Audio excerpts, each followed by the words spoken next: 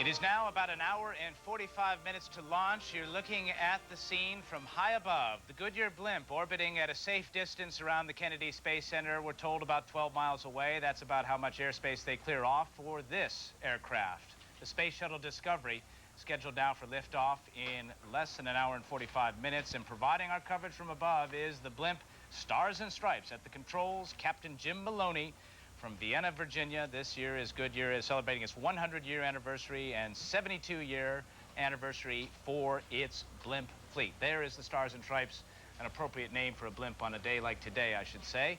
Mark Potter is somewhere beneath the Goodyear blimp right now with the group on the beach, ready to see the show. Hello, Mark. Hello, Miles. Well, we are in a sea of people, 8,000 people to be specific here in Titusville.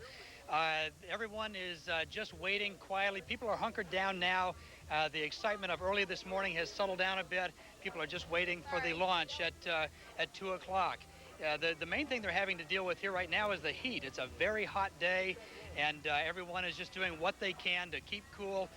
Umbrellas are precious commodities, as you can see here in this area right now, which looks like a beachhead. Actually, it is sort of one. We're on the bank of the Indian River, about 10 miles from the launch pad area, and surprisingly 10 miles away we can still see the pad. We can certainly see the vehicle assembly building. It's going to be quite a show here, and everyone knows that, and they're just waiting for the time to pass so that they can watch it. And we're being kept apprised here by a loudspeaker system over the hill of exactly how things are going, so people know where we stand and how much more time we have to go. Now, people are here from all over the country, and in fact, we met a couple here from Sydney, Australia. They came here just for this launch. Some of the people who are here from this country include Gary Thompson. Gary, we tried to talk to you earlier, but we were interrupted by the astronauts. You came all the way from Perryville, Maryland. Tell me why you thought it was so important to be here. Well, just a history. I went to see John Glenn go back up in space again. And what's so important about this mission as far as you're concerned? Well, I think it's going to give a boost to the space program that, for further funding and whatnot.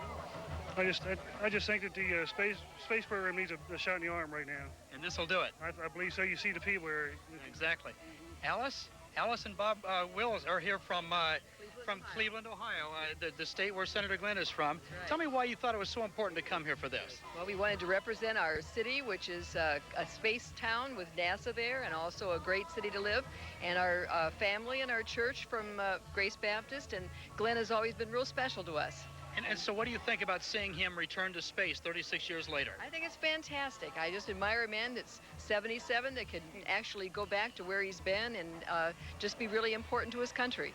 And Bob, what do you think about the importance of this to the country itself? Well, it's the first one I've ever seen live, and I'm really going to enjoy that. But John's kind of special to us, and we'd like to see him go up the second time. I saw him on TV go up the first time, and you kind of look at somebody else and it was over. So this one he's really going to enjoy.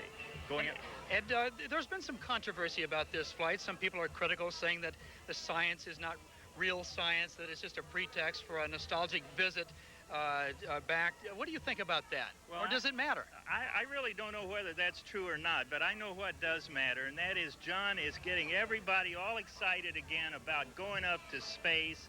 And that's what NASA's whole program needed, is a kind of a shot in the arm of the people getting back into it.